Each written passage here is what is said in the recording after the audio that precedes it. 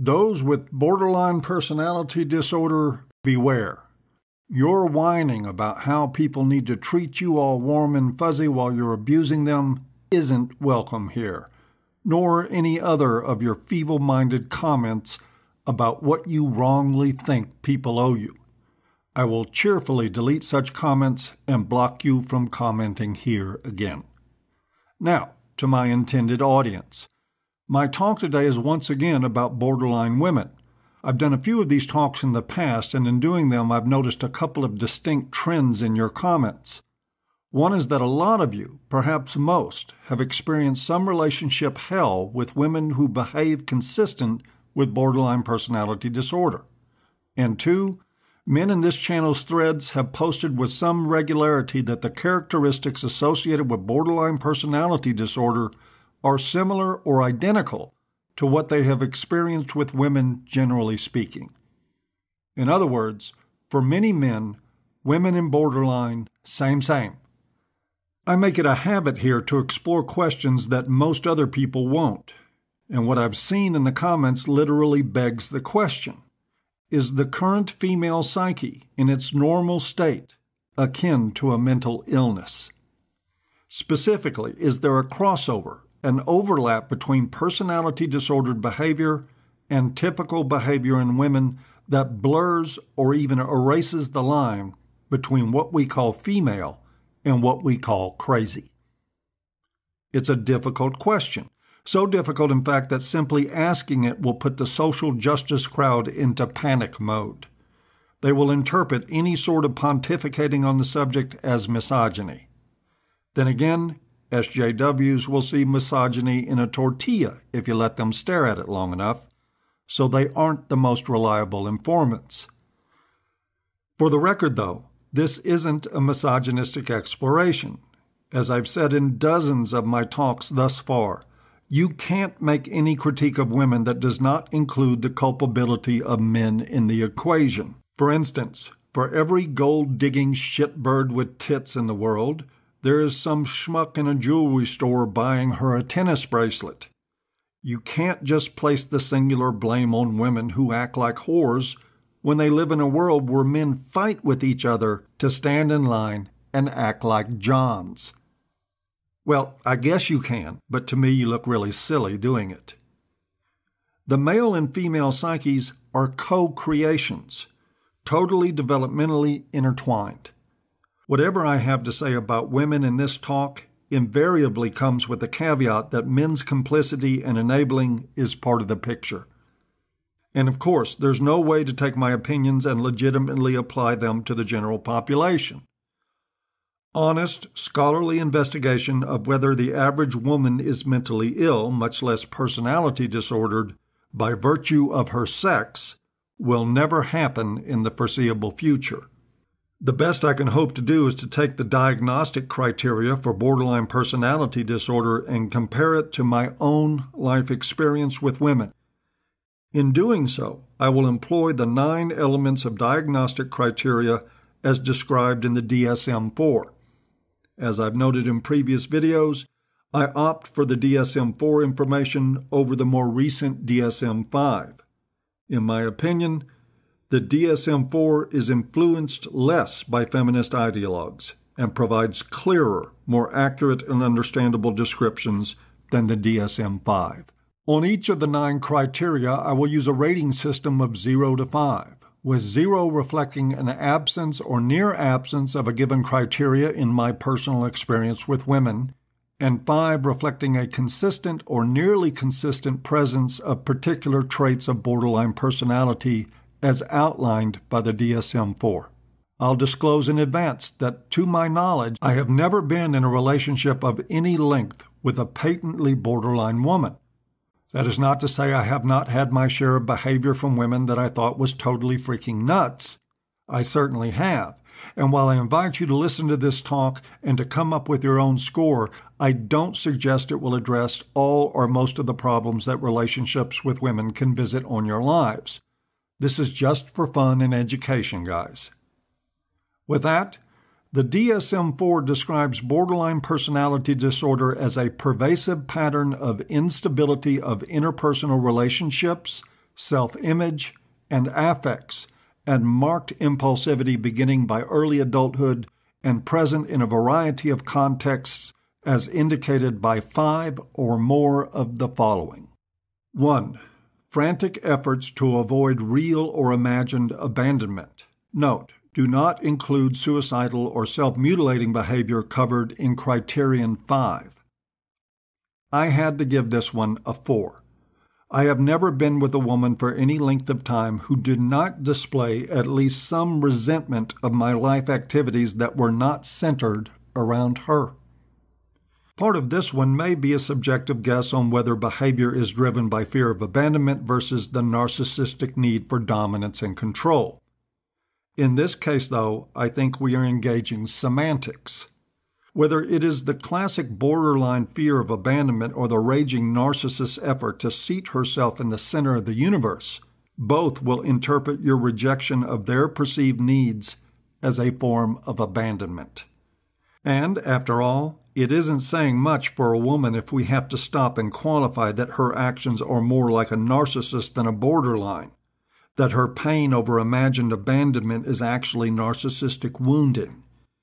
To anyone red pill, it's a difference that doesn't matter in the least, and there's no reason it should matter. Moving on to Criterion 2. A pattern of unstable and intense interpersonal relationships characterized by alternating between extremes of idealization and devaluation. For the first half of this question, the part about unstable and intense interpersonal relationships, I could have tossed out a 3 or maybe even a 2. I assume some of my previous relationships fit that mold of instability and intensity, but as I never allowed women's past relationships to play an active role in my thing with them, it wasn't that much of an issue. The first part, anyway. However, the extremes of idealization and devaluation is a 5+. I've known very few women who didn't become, on some level, petty and vindictive when not getting their way. That pettiness and vindictiveness was invariably accompanied with devaluation, just as my being lauded was assured when I was behaving consistent with their desires. At least that last part was true in the honeymoon period at the start of a relationship. After a while, of course, the positive reinforcement was dropped, revealing a sense of privilege that had been barely disguised early on. I give this one a strong 4. Criterion 3. Identity disturbance. Markedly and persistently unstable self-image or sense of self. I am giving this my first 5. I have met very few women who were in possession of a stable self-image. That includes my socialization with women outside the realm of sexual relationships. I have met a few, all of them red pill, and even then, exceedingly rare. I must note here that my interpretation of the DSM's terms are probably more expansive than what was intended by the authors. That comes down to how I measure things like self-image and sense of self. In fact, I doubt if the DSM's authors gave much thought at all to the implications of self-image and sense of self where it concerns the average female psyche. I interpret self-image and sense of self to individuals who generally operate from a distinct personal worldview, guided by a set of core values or beliefs that are consistently and predictably expressed in behavioral terms. Of course, the values sometimes change, but not situationally, according to personal advantage. They change as a result of personal evolution, maturity, and learned experience. Women who operate under those rules are rare. And to be frank, so are men. I would give them a 4 on this criteria, only 1 point less than women. The difference here for me is that for men, I've seen a lot of values without firm roots where it concerns pussy and money. That's where most men I have known go from being predictably principled to predictably untrustworthy and often quite stupid. And it's a bit ironic, this thing with men on pussy and money. Men are foolish with the latter where it concerns the former. In my experience, though, logic and values have a much stronger hold on the other parts of men's lives, which is why I've given the extra point to women, whose values I've seen slide into the gutter over everything from vacation plans to what's for dinner. I've met very few women in relationships who were guided by any values at all when it came to getting their way, with the possible exception of women for whom getting their way was the value. They weren't exactly rare.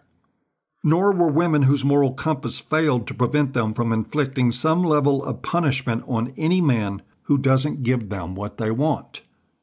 Now, this is either highly unstable identity or it's pure sociopathy in action. In choosing to interpret this as an issue of identity and self-awareness rather than a pathological lack of morality, I'm being generous. Either way, the conduct fits the diagnostic criteria. We can move on. Criterion number 4. Impulsivity in at least 2 areas that are potentially self-damaging, e.g., spending, sex, substance abuse, reckless driving, binge eating. Note: do not include suicidal or self-mutilating behavior covered in Criterion 5. My personal experience with this one leaves me to assign a 1. With the exception of binge eating, I have encountered more men with these issues than women. In my younger days, I was more reckless with substances and sex than the women I knew. Of course, your results may differ.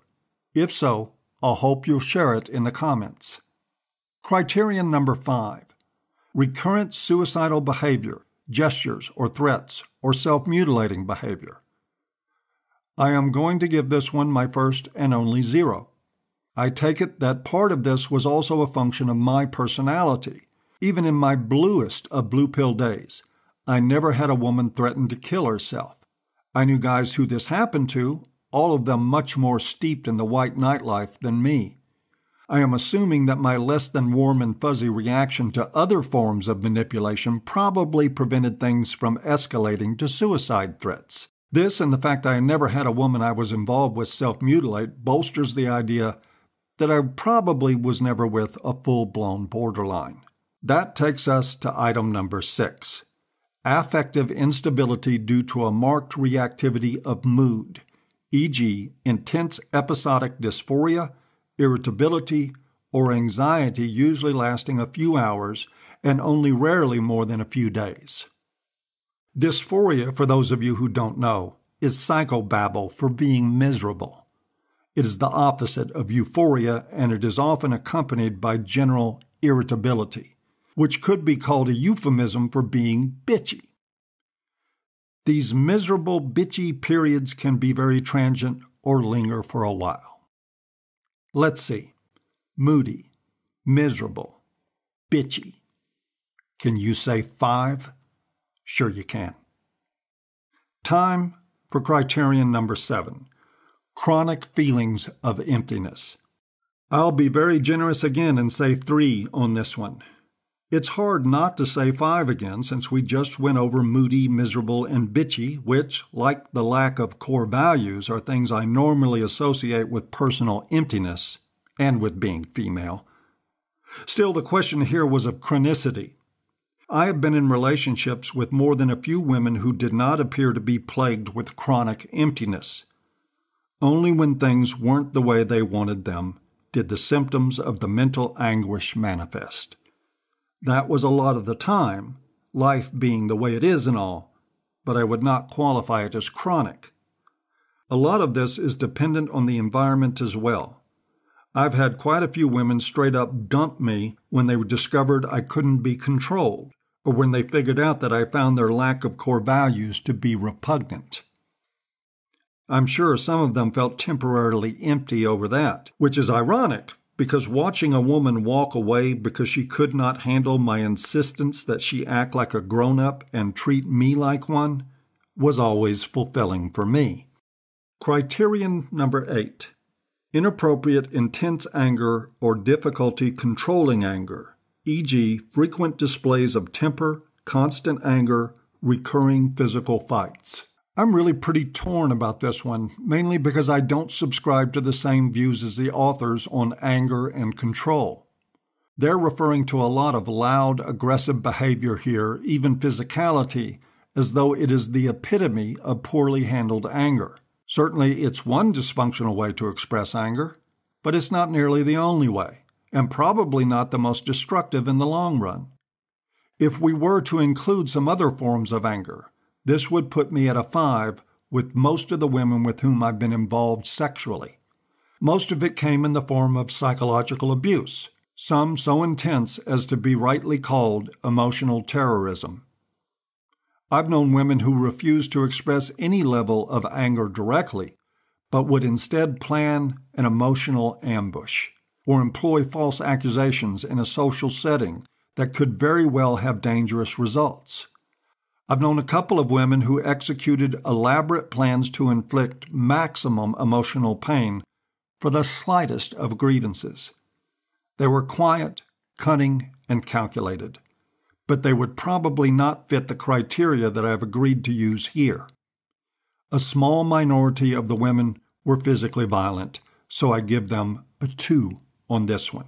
Finally, we have criterion number 9, transient stress-related paranoid ideation or severe dissociative symptoms. This is another 1.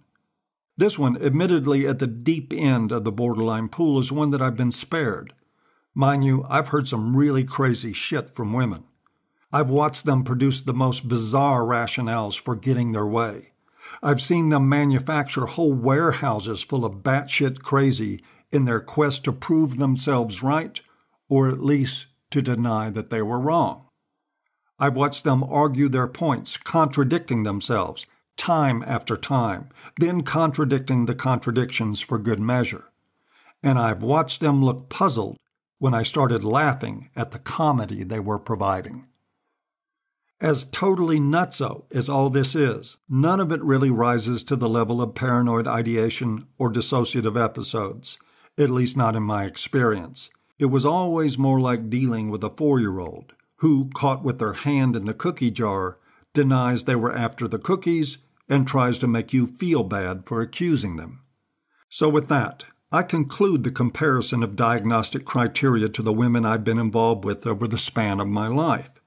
That criteria specified that to qualify as a borderline personality, that you have to meet 5 or more of the items listed.